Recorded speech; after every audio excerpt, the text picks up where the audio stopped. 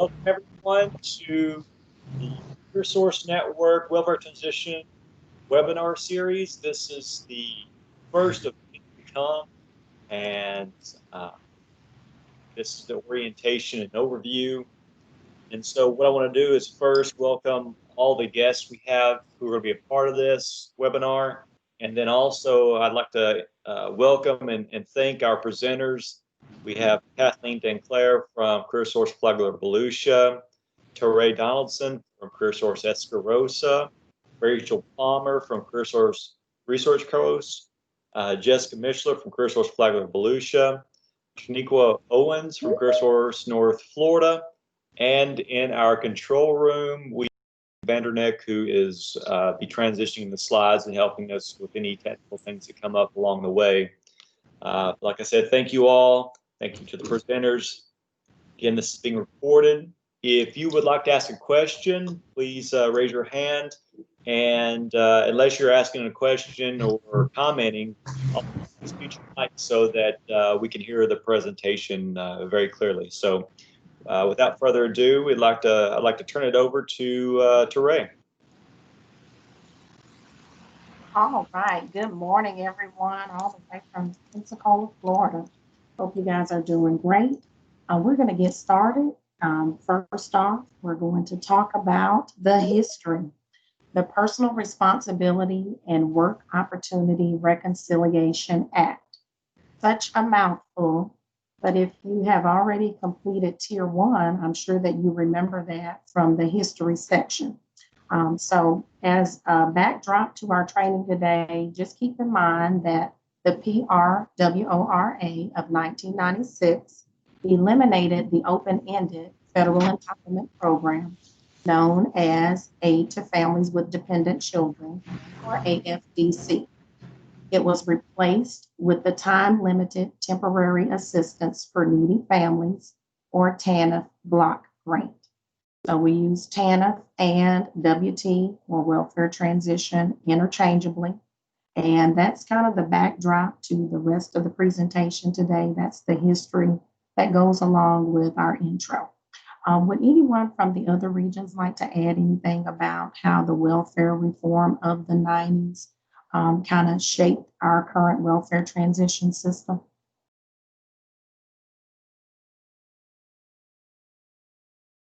Are there any questions? Anyone from the gallery?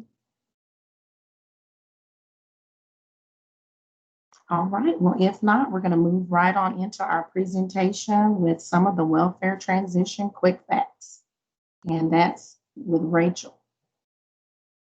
Good morning. My name is Rachel Palmer, and I come from Region 20, the Welfare Transition and SNAP Program Manager. So what I'm going to tell you a little bit about is just some welfare transition quick facts. So the Welfare Transition Program, people refer to it as WTP, people refer to it as WT.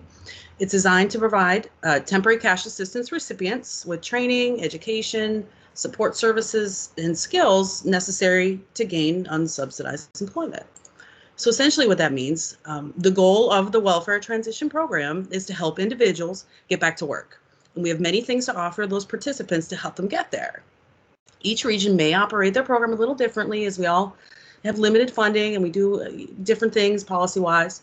So what we can offer them throughout the state does vary. But in general, we help people get their high school diploma, we help people get their GED, we can further their post-secondary education, gain skills through online programs, and improve soft skills. We also include the career source services that are available to all job seekers, like resume assistance, interview preparation, career exploration.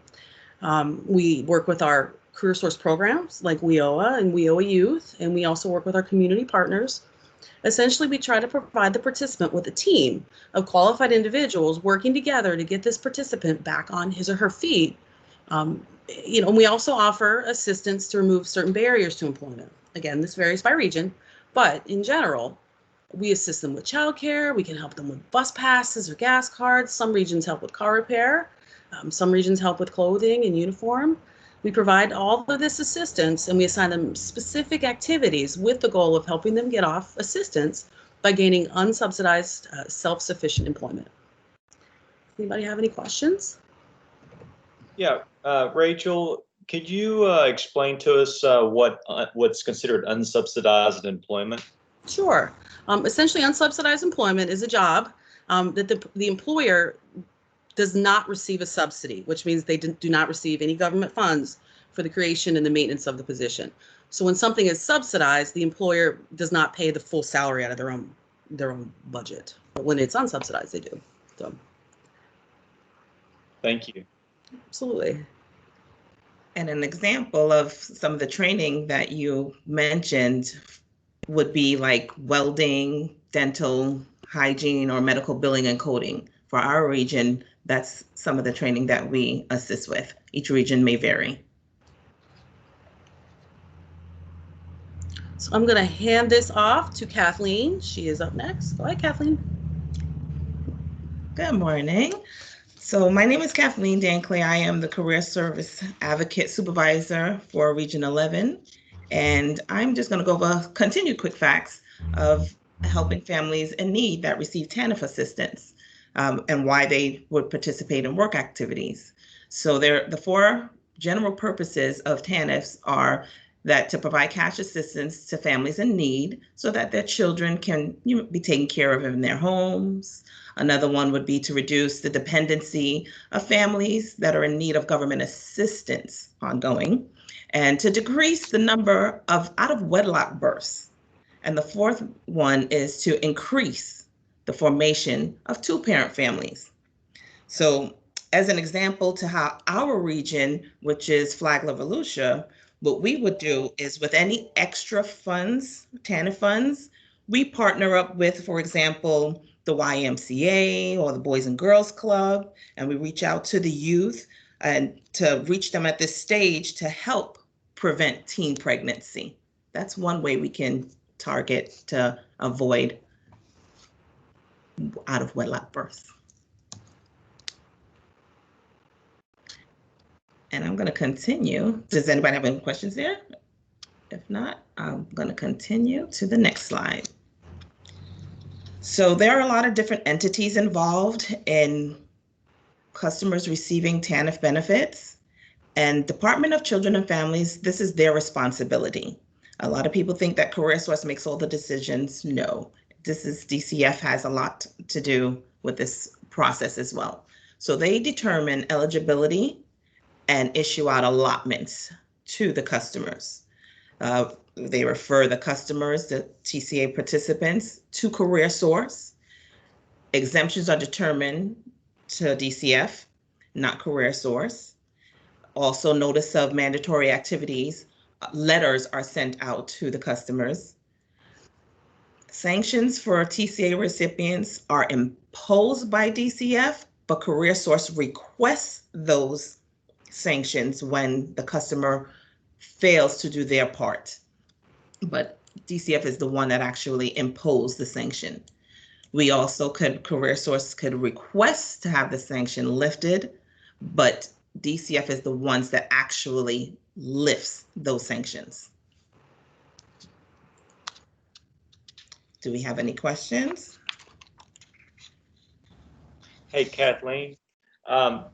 So, you say when the client or customer doesn't do their part, what would be an example of them not doing their part?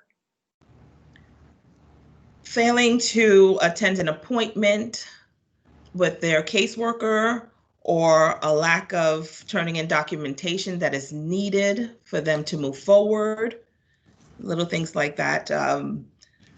And it could be numerous things, not completing the assigned hours that they're required to do in order to continue to receive the benefits. And those benefits that they receive, the allotments that is issued, it varies per household. So for an example, for like a two-parent family, the maximum allotment in cash assistance would be $241 for that household. And the more people that are in the household, the higher the allotment is. Perfect. Thank you. You're welcome. I'm going to turn it over to Miss Jessica. Hello. I'm sorry, I had a question. Oh, yes. I had my hand raised. My apologies. My name is Mary Bell from Region 20, and I think you kind of touched and kind of answered a little bit my question, which was what is the monthly allotments for cash assistance?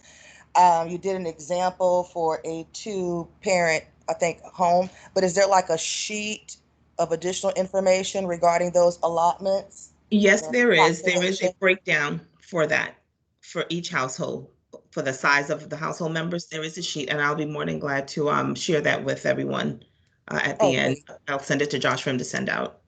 Thank you so much. I Oh, appreciate your time. my pleasure. Miss Kathleen. Yes. My name is Jody Thomas, and I'm also with Region 20. Can you explain a little more about the exemptions, what those look like? The exemptions, in order for the participant not to have to do this part, right now, it would be, for example, a baby exemption. That would be one. Or if there is a need for care, if someone is taking care of someone in their household as the primary person, those would be reasons, as an example to you, that someone can be exempt from this. Thank you. You're welcome. And now I'm going to turn it over to Ms. Jessica. Hello, everyone. I'm Jessica Mishler from CareerSource Flagler Volusia. So the big question is, who is eligible for TCA or temporary cash assistance? DCF is the one who determines who is deemed eligible, and they base it on income, assets, and any other factors. So when a family is interested in applying for TCA, they should go to DCF's website. The quickest way is going to myfloridafamilies.com, and then if you scroll down, you'll go and click apply for assistance. However, you can also use this link and it'll bring them directly to there. Once the application is received, an interview will be conducted by DCF. Now, if you talk to somebody and they haven't received a phone call, it's in their best interest to reach out to DCF to get that interview, because if they had a wrong number or any different reasons, then they want to reach out to DCF to make sure they get that interview. Once they've completed their interview, DCF refers them to complete what's called work registration, and this is done in the OSST client website. And if they have any issues logging in, there is an OSST helpline number. It's 1-855-212-0880. And once any work eligible recipients are referred to the Welfare Transition Program, they are required to participate in order to remain eligible for TCA and any Welfare Transition Program services. Hey, Jessica, can you share with us, this whole eligibility, this process, about how long does that take for an individual? It's a great question. The application process can take up to 30 days.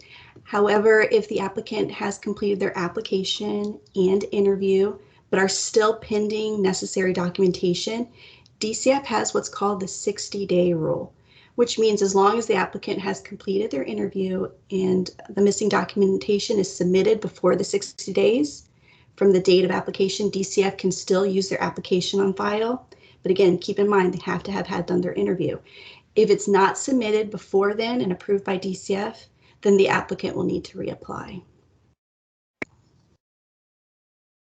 Thank you. Oh, and I got another hand. I just can't see who it is. Hey, Miss Jessica, it's Kelly. Just a question, hon. Is there ever a time that they can expedite it, the process? If they talk to the DCF interviewer and it's deemed because of domestic violence, then yes, sometimes they do expedite it. And there could be other circumstances.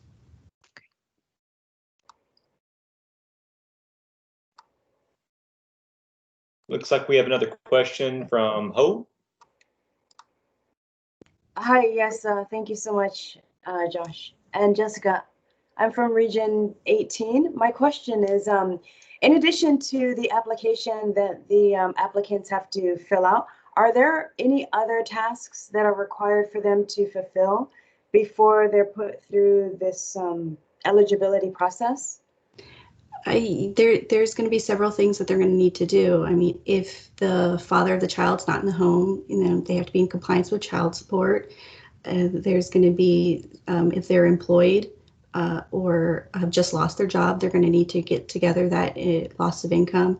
So there's a lot of documentation that DCF is going to require.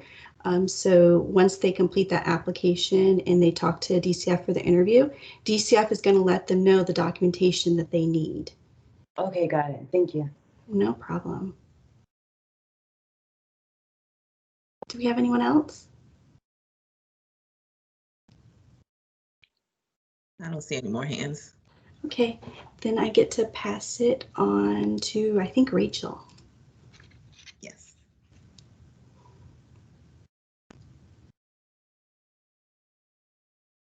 Rachel, you're muted. I'm so sorry. I knew that was going to happen to somebody. Okay, so just to add a little bit of an answer to Hope's question, this is also one more requirement that DCF requires, which is called work registration. Okay, so I'll tell you a little bit about work registration here today.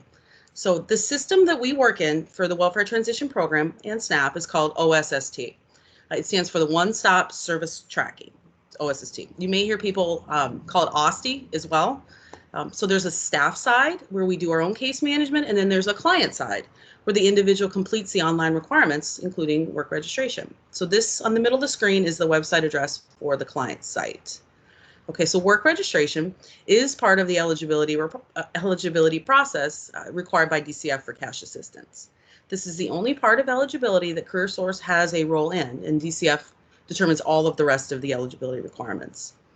Once the participant applies and DCF does their interview and determines if they're eligible, they'll refer them to the Welfare Transition Program to do work registration. And so step one is to log on to the OSST client site. Okay, so after that, they're gonna review and accept the program's opportunities and obligations. Essentially, the participant learns that they can receive support services, have decisions about their case, review with a supervisor. They can request a hearing. They can be excused from or reschedule activities if they have good cause. They can receive services related to domestic violence and substance abuse, mental health, and transitional services if they're eligible or available. The participant also has the obligation to participate in work activities. They have to respond to all contacts from CareerSource and partners. They have to accept all suitable offers of employment, and they have to remain employed.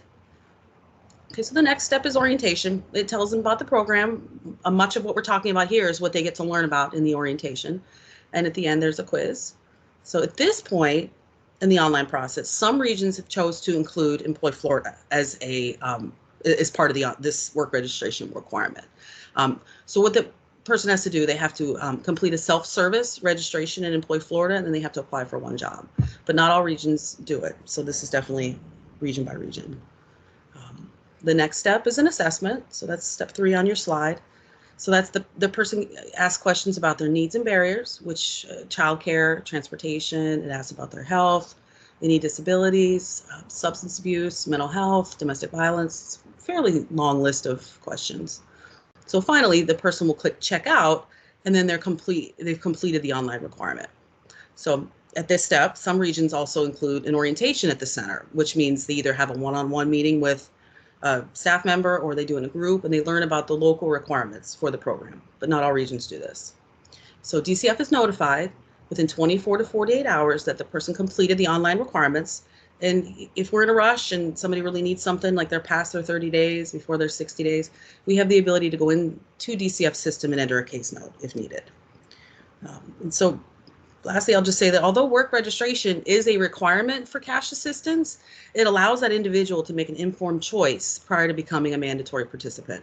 So a mandatory participant is someone who is mandatory. I mean, they've signed on the dotted line. They've said they're going to complete these activities in exchange for the cash assistance. And if they don't, they face consequences for the non-compliance. They can lose their cash assistance, they can lose their SNAP benefits, and they lose all the support services that we can provide them. Does anybody have any questions?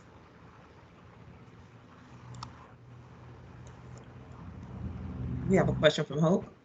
Yes, thank you, Kathleen. My question is in regards to work registration process.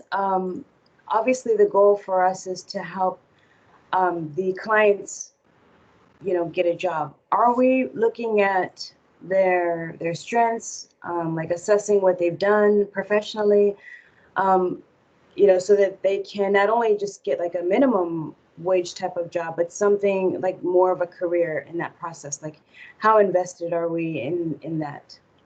I would say as invested as you can be. I mean, with Okay. a whole team of people working together to get somebody a job is a whole lot better than just the case manager, the one For sure. career coach, or whatever. But we do that. We assess them. We figure out what you can do, what you want to do, what you need to learn to do. What we can do to take some of the problems out of the way. Like if you have issues with childcare, well, we can get you an appointment with the Early Learning Coalition, or some other regions you may use other partners, but say for us, we use the Early Learning Coalition. We can get you an appointment. So that solves one of your problems right there.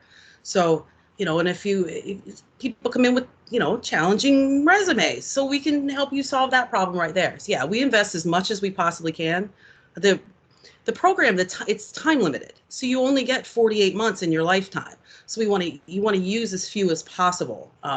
So try to strike while the iron's hot and get them a job as quickly as possible. A good job, That makes sense. Yeah. Thank you, Rachel. Absolutely. And that's 48 months of the employment assistance or the work. Okay. TANF. 48 months of TANF. Okay. In their lifetime. So Rachel, once someone has used 48 months of their TANF, then they're not eligible for any more. Is that how it works? Well, in theory, I mean, that's the big picture plan. There are some ways to get a hardship. So essentially that means you can have a little additional time. So typically it's someone who's got a medical limitation, they're applying for disability, and they have not been denied yet. So as soon as that final denial comes through, they're no longer eligible for any additional months, any hardship. Thank you. Absolutely.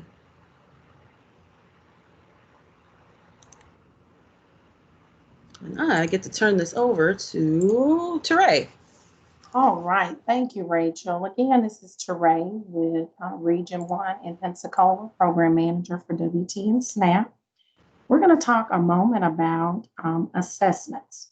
So work-eligible TCA recipients are referred to the WT program, and they're provided an assessment of their education, skills, goals, work history, and barriers. And we are required to complete that within 30 days of the case opening. Participants will also be assessed for disabilities, domestic violence, mental health, and substance abuse history, and barriers to employment. So disabilities are typically in our region reported as physical disabilities. We also have clients that occasionally report domestic violence issues. In both cases, we would refer those clients or participants to providers in our area that could assist them in addressing that need or barrier. So for example, for a disability that's physical, if it's someone that's maybe not already connected with a primary care physician, we would try to encourage them or refer them to get set up with a primary care so they could address the disability. In cases of domestic violence, when we have clients report that, we would refer them to our local domestic violence shelter. And we do that statewide in each region. When it comes to mental health and substance abuse, this is really a hot topic right now. I think now we're seeing more and more cases of mental health and substance abuse, especially with the times. I mean, we're in the middle of a pandemic, people are stressed. Even before the pandemic, we were beginning to see an uptick in mental health and substance abuse reports. So especially now, anytime a client is reporting that, we want to refer them to providers in our area that can assist them in addressing that barrier as well. If they don't get these types of things addressed by a professional, it will continue to be a barrier to their employment. So we definitely try to identify and refer to allow those clients to follow up on much needed services. There can also be other barriers to employment, which is number 4, and that would be anything that would prevent our client from going to work immediately. Sometimes it could be something as simple as the client needing maybe a driver's license or an ID. And that's something that we could either attempt to assist them with from our program, or maybe refer them to one of our community partners to help them address that need so they could return to work. We also often hear clients say that another barrier to employment is they simply don't have work clothing. And that could be for a number of reasons that they don't. And that's something else that we would try to address from our program standpoint, or either refer them out to community partners for assistance. So the assessment piece is very essential to the work that we do, because it allows us to meet the client where they are, find out what those needs and barriers are, get them addressed head on at the beginning or the opening of the case, so that we can move our clients forward. Are there any questions from our participants today, or would anyone like to add anything to this slide? Yes, we've got a hand raised. I can't see the name from my screen, but we do have a hand raised. Unmute and go ahead and ask your question. I actually see two. I see a Samantha. Shartiana, yeah. Okay, yeah. I'll go first. Two, what type of disabilities do you see more often, and what if they can't do the work requirements? Okay, thank you for your question. I would say right now, the disabilities that we're seeing most often in our region, and then of course I'll allow the others to chime in on this, but in our region, definitely mental health. Mental health is really a huge topic. Definitely, we need to focus more on that. Connecting clients with resources to address that need. But I would say that that is probably hands down the most often reported disability right now. Of course, we have a plethora of other disabilities that get reported, some documented and some not, but definitely mental health. And we do our best. We make a valiant effort to try to connect clients to resources in our local community, and I'm sure that the others do that in their region as well, to try to get those issues addressed. Would any of the others from the other region like to chime in on that one? All right, if not, I'll take the second part of that question. I believe you said, what if they can't do the work activities or complete the requirements? Is that correct? What we would do in that case is we would address it by means of a deferral. And a deferral would essentially allow us to excuse the client from activities, just maybe for a short period of time, to allow them to address whatever their need or barrier may be. For example, if the client did report that they had a mental health issue, we would attempt to get that documented by their provider. And it could either be in the form of our state medical verification form. We have our standard form that we all use, I do believe. We can either get the form completed, have the client to turn that in, or we could accept other medical documentation from their provider, such as a doctor's note. But we would want to find out exactly what the nature of the illness is, how long it's anticipated to last, how many hours the doctor would allow the client to complete. And then we would use that information to place the client on possibly an alternative work activity plan. So for example, if the doctor may indicate that maybe the person could still complete 10 hours a week, we could place them on a partial work activity plan where they still could complete the 10 hours a week as part of their alternative plan, in addition to following up on their treatment. And we also have another standard form that we use, the substance abuse and mental health treatment form, where the treatment plan is outlined in detail. So that would apply for mental health, substance abuse, which is a separate form, and we would attempt to obtain that as well. In other instances, if it was like a physical disability, of course, we would need that standard medical verification or the doctor's note.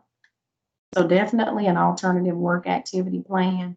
because our main goal is to meet the client where they are, attempt to address the need or barrier, and get them back on the road to meeting their goal. I hope that answered your question. Did anyone have anything else? I see another hand raised. Yes, I have a question. Yes, ma'am. It's Samantha. Hi. Okay. Hi. You mentioned referring them to a primary care giver or encouraging them to get with one. Wouldn't that require some type of health insurance of some kind? Yes. So And how would that? Yeah, our clients, they're typically receiving Medicaid. And some of them, when their case opens, they'll receive the cash assistance, the food stamps, and they'll have the Medicaid as well. Some of them may not have already had a primary care that they've already been connected with. They may say, hey, I just got this Medicaid and, I'm just getting started. When was the last time you went to the doctor? It's been about 5 years. So we would, encourage them to definitely go get set up with a primary care, because oftentimes we'll see that clients do report various disabilities, but they have not been treating with a provider for an extended period of time. So if we're going to help them address their need or barrier with regard to a physical disability, we definitely want to get them connected with a provider, get some current information, and find out exactly what the nature and scope is of that illness or disability. Okay. I hope that answered that one, Samantha. Thank you for your question. Thank you. All right. Does anyone have anything they'd like to add? Rachel, Kathleen, anyone else on the call? Jessica? All right. If not, we'll move right along, and I'm going to turn it over to Torniqua. To right. Anna Lynn has a question. Okay, we have another one. Yes, ma'am. Hi, my name is Annalyn. I'm with Region 2. On that prior this mental health question, I'm on the needs and barriers question on the W2 assessment review. Okay. Which of these questions that I should look at that my client will have mental health issues?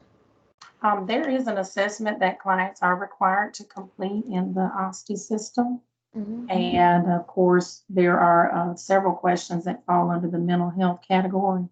So we will be able to cipher through those and reviewing them with the client to determine if there may be a mental health issue. Sometimes clients do self-report it and they're very vocal about it. They don't mind discussing it. Others, we have to use the assessment as a talking point and attempt to talk through it, build a rapport with the client to hopefully break through and help them address the issue.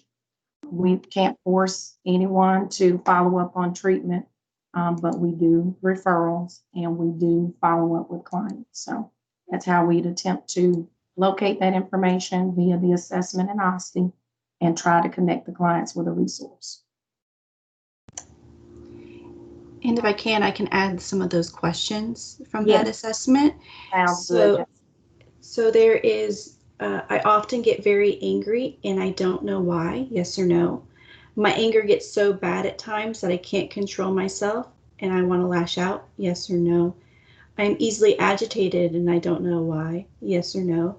I often feel sad, very sad, and I don't know why, yes or no. I often feel like people are out to get me, yes or no. And if they answer yes to any of those questions, there's a secondary question asking if they would like any counseling assistance. Yes.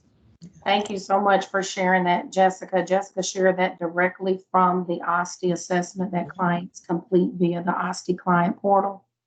And I really like the way that our automated system handles those type questions, because I mean it's a sensitive issue that people sometimes, they just don't want to self-report it. Maybe there's some feelings about that maybe they're not ready to tackle head on. But the way that the questions are framed, you just go through yes or no, answer them, rather than just saying, do you have a mental health issue? And I think that we're able to get a better response out of clients, just the way that the questions are framed via the automated system. And it really does come in handy for case managers and advisors as they're working with clients. It allows us to break through and find out that information that we otherwise may not find out via a one question. All right, well, if there are no other questions here. I actually do have a question. Sorry, Terea. Earlier, this is along with the assessments. Rachel mentioned that the program is actually just 48 weeks. That's without an extension. I am curious to know, because we're talking about assessment and making sure that, you know, people's mental health and whatever needs are taken care of, do we have a built-in feature where we follow up with them like every 6 months or every quarter for an extended period of time after they've like successfully gained employment? Okay, thank you. And your name again is Hope, right? Yes, correct, from Region 18. Okay, thank you, Hope. I heard someone else about to chime in. Was someone about to say something? Well, it's 48 months, not weeks. So it was 48 months. Thank you so much, Jessica. Okay. Yes, Jessica, thank you. That's gonna be the first point there, Hope. So it's 48 months or a 4-year lifetime limit. But with regard to follow-ups, that depends, of course, on local operating procedures. So it depends, that could vary from region to region. But definitely all regions are following up. With regard to the follow-up, it could be various amounts of time. I know in our region, we're doing at least a once a month follow-up. So if someone is reporting that they have some type of domestic violence issue or medical issue, mental health, etc., we are at least at a very bare minimum having a once a month appointment, but most often it's more often than that.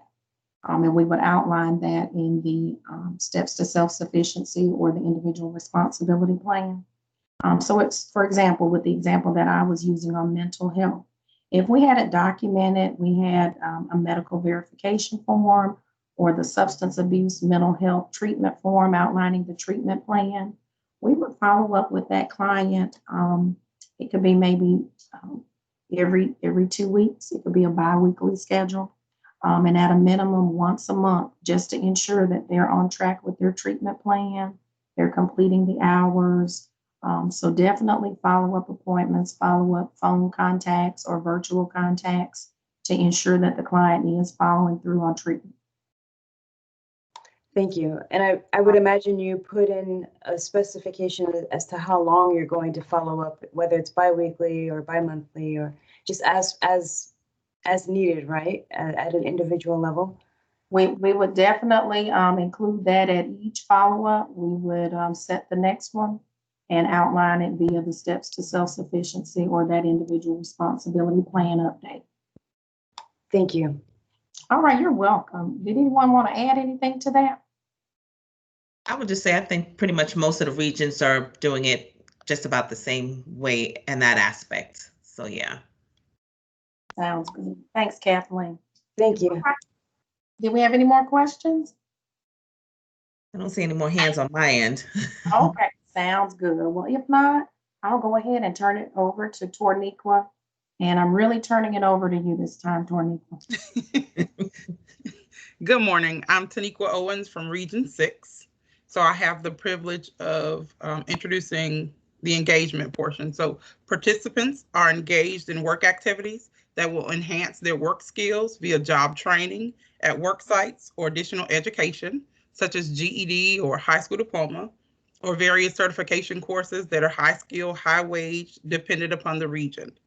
These activities are designed to help program participants gain skills and obtain employment needed to increase the likelihood to self-sufficiency. Work-eligible program participants are required to participate in a certain number of work activity hours, both core and core plus, per week to continue to receive their TCA benefits. Are there any questions for this part? We got a hand raised. Go ahead and unmute and ask your question. Good morning. My name is Aileen. I'm from Region 11. Is there any way we can go into maybe a little clarification on what type of work activities are there for the participants to do? And what are the monthly average hours that they would need to give to participate? Absolutely. So some of the activities that customers will complete or are subject to complete in unison or separated, depending upon the region and how the case manager schedules the hours to be completed, are unsubsidized employment, subsidized private sector employment, subsidized public sector employment, on-the-job training, community service work experience,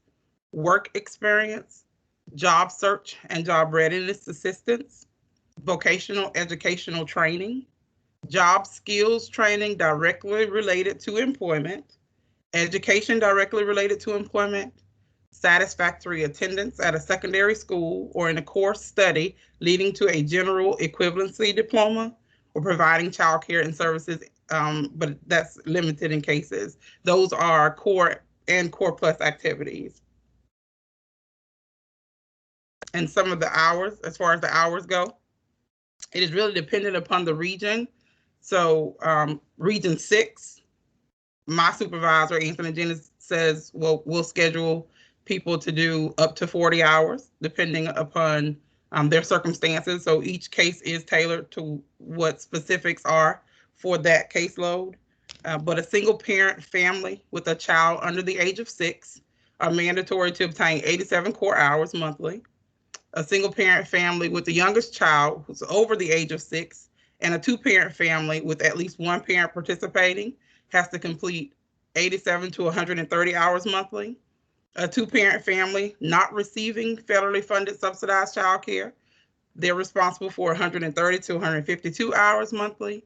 And then a 2-parent family receiving federally funded subsidized childcare is responsible for 217 to 238 hours monthly. Thank you very much for that information. You're so welcome. I see another hand raised. Can't see the name from my side. Go ahead and unmute and ask your question, please. Hi, it's Kelly with Region 11.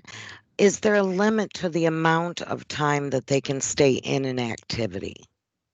There are limitations to certain activities. Job search is one of the activities that is time limited. Vocational education is also time limited.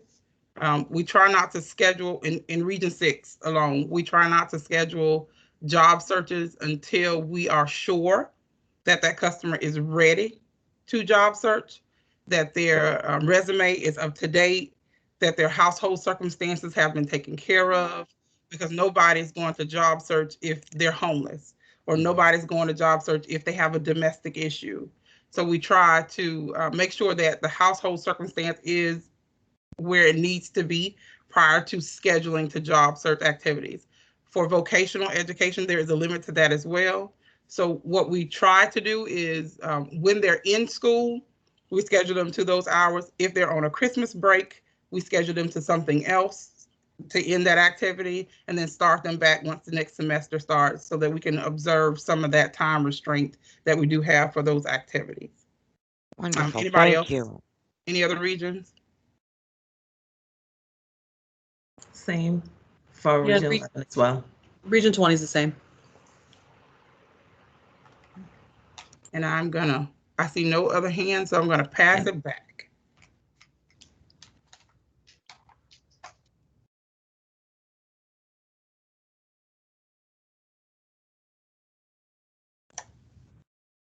It's me. Hello again, it's me, Jessica Mishler from Career Source Flagler Volusia, and we're talking about support services. Participants may receive support services to assist them in overcoming barriers to employment, and this is case by case by different regions. And this may include childcare, transportation via bus passes, or vouchers, or gift cards, diversion services, and then in any other services that are available by each region. And now I'll open up to questions because I know there's going to be questions.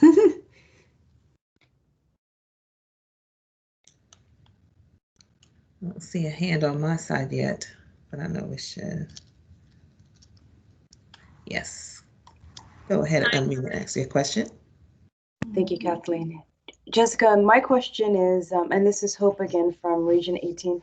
What are diversion services? Beautiful. Good question. Diversion services are available for families who find themselves in an emergency situation and need a one-time assistance rather than ongoing cash payments. And this criteria, again, like I said, it can vary by career source region, but there are 3 main diversion programs, and sometimes you might hear DCF call them financial diversion programs, but there's upfront diversion.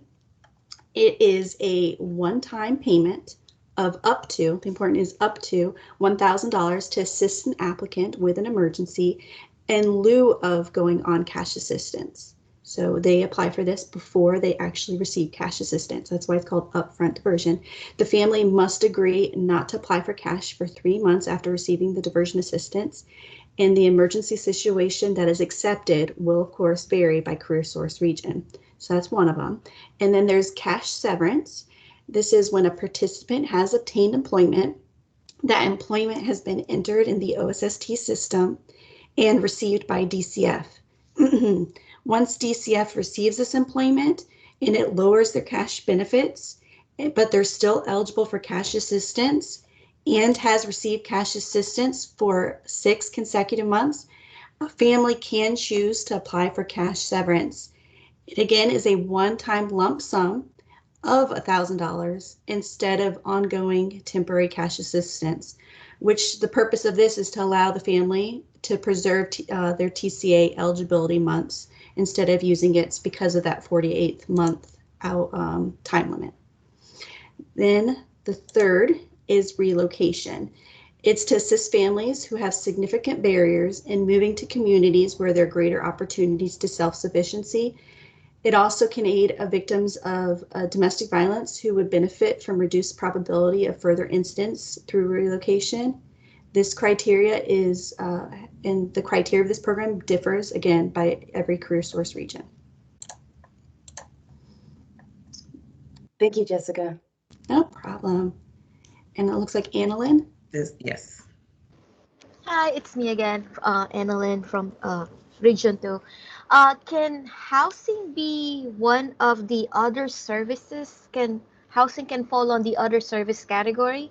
Can we help our clients to find housing as a support services? We in our region, because this is region by region, if a person is needing help with housing assistance, we do have our contacts that we are able to refer them to that do help with community housing resources in the area. In our region, for example, we have Human Services, and they do help with power, water, housing.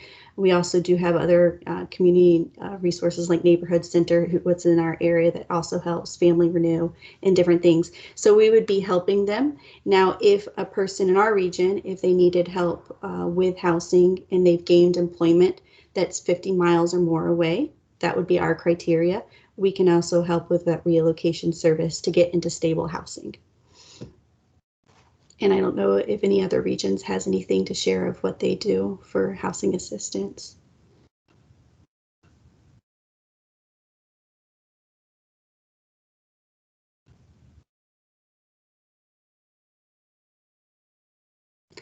Does anyone else have any more questions? I don't see any more hands on my end. Okay. All right.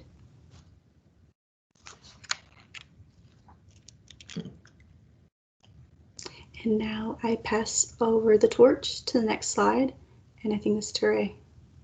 All right. Well, thank you, Jessica. And again, this is Teray from Region 1. I'd like to preface this slide before we get into it by stating that transitional services vary from region to region, and it depends on funding availability within that region, as well as the local operating procedure. So we're going to get right into transitional services, and this is actually our last slide. Yay. Thank you guys for hanging in there with us. So this is the grand finale in any WT case when the client becomes transitional. That means that the case has closed due to employment. So they've successfully completed our program. So we're going to talk just for a moment about transitional services. They're available for families who have transitioned into employment and they're no longer receiving TCA. Now, transitional services may include a few things. So we're going to start out by talking about childcare. Now, childcare, again, this varies from region to region, but it may be available through the Office of Early Learning. So, for example, in our region, when a client becomes employed, we authorize their referral for a 2-year period for transitional childcare. They simply have to take that referral over to the Office of Early Learning, and they run the ball from there and work with the client to ensure that they keep childcare in place for that 2-year period, or if they need it for the entire 2 years, they're eligible. Some people don't need the entire 2 years, but they're eligible. And once they get it set up, that is to help them maintain their self-sufficiency. When a client does become transitional and the case closes due to employment, we want them to stay employed. And that's the whole purpose of transitional services, to provide that added support, that little cushion to help them maintain their self-sufficiency. So that's an example of how the child care service would work. On transportation, Jessica talked to you a little bit about transportation and support services a moment ago. When it comes to the transitional transportation, that again varies from region to region, but it could include bus passes, it could include gas cards. And just to give you an example, in our region, we provide gas cards, and it's just for 1 month, but that added cushion really does help clients that are trying to transition out of the program. Think about it for a moment. When you first get a job, you're waiting maybe a few weeks to get that first paycheck, and maybe that first check goes to catching up on bills. And it may take not only the first check, but maybe the second and the third to play catch up. So having that little added support in the form of gas cards or the child care, that could mean everything for a client that's trying to maintain their employment and self-sufficiency. So that's just an example of how the transportation piece would work. There are also other services that could be provided, again, from region to region, depending on funding availability, to assist clients in maintaining that employment. And again, I can speak for our region. Our LOP does allow for us to maybe provide work clothing. And that's often a support that clients that are transitioning out of the program do request. Sometimes they may need some uniforms just to make sure that they're in compliance so they can keep their job. Or maybe they need some tools or equipment. Things like that that are related to employment that are outlined in the LOP could be provided on a funding available basis. So that just kind of gives you an idea of how we can address transitional services to assist clients in maintaining their employment and their self-sufficiency. Would anyone from the other regions like to add anything here? I can add what we do in Region 20. We actually help with car repair. So if someone, has got a job, it prevent them from returning to work if they don't have a car. So we'll repair cars. We've replaced tires. We do car insurance. We've done vehicle registration. And we also do promote education at that point, because once they've gotten a job, they've got caught up on their bills, like Teray was saying, and they're kind of getting settled, they can start focusing on the bigger picture, like training and education, because we can pay for them to go at night, or we can pay for them to go to online training. So that's kind of what we do in Region 20. Yes, thank you so much for adding that, Rachel. Those are definitely some essential services. And we do have clients that do request them from time to time just to help them get through that tough period where they're trying to transition out. So thanks again, Rachel. Would anyone else like to add anything there? Okay, are there any questions? Any questions from anyone that's joining us today? I don't see Okay. any hands here. All right, don't see any hands. Well, thank you guys. And I'm going to turn it over to Josh to close it out for us today. Thank you all. I want to say thank you to all of the presenters. It was a great bit of information that you shared with us today, and also thank you to all the participants for all the great questions to make this a great educational experience. And I just want to encourage you all who have attended to be on the lookout for some upcoming webinar series. So this was an introduction and overview of the Welfare Transition Program. And so the next series, you can see the list here of what we're going to do. Is a kind of a sequential series. And so we'll go from this introduction to the program, and then we'll start diving down into some very specific areas of the program, and really so that y'all can all get a really good feel for how this program works, and have a good dialogue so we can identify some best practices and ways to really make this program work well for clients. So thank you all for attending, and look forward to seeing y'all in the next webinars. Thank you. Thank you. Thank you, everyone. Thank you. That was very informative. Thank you. Thank you.